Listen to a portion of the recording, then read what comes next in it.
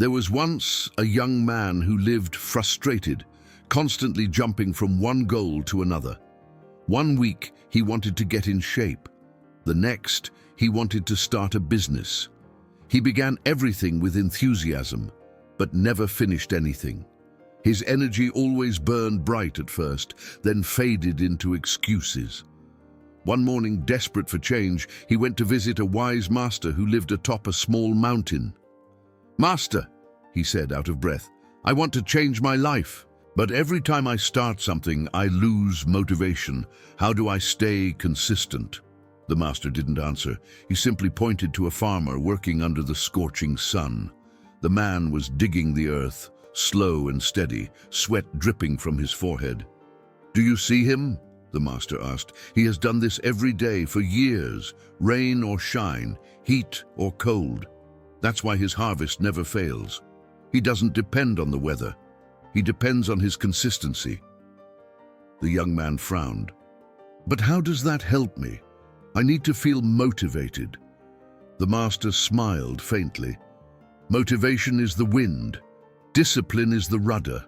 Without the rudder, the wind will blow you anywhere it wants." That sentence struck like lightning. The young man realized that he had lived his entire life chasing gusts of inspiration, never steering his ship with discipline. So, the master gave him a task. "Every morning before sunrise, you will come to this field. You will dig one section of soil. Not more, not less. Do it every day for 30 days. The young man nodded, confident.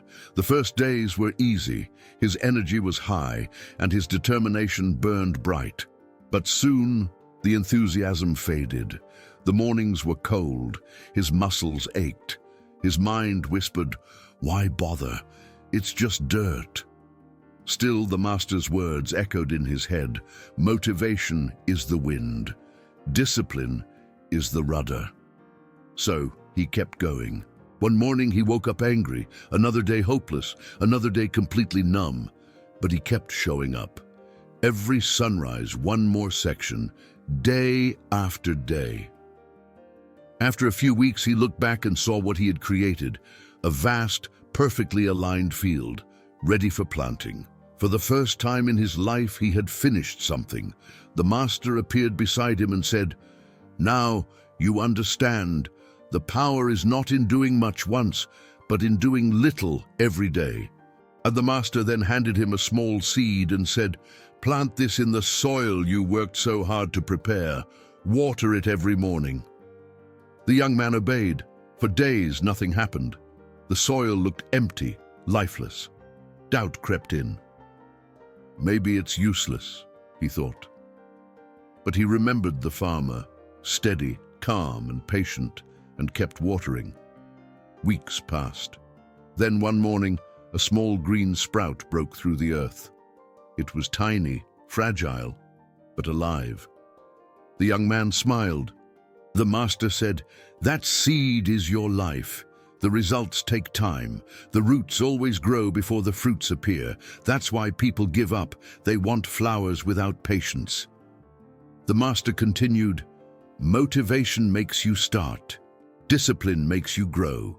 Consistency makes you unstoppable."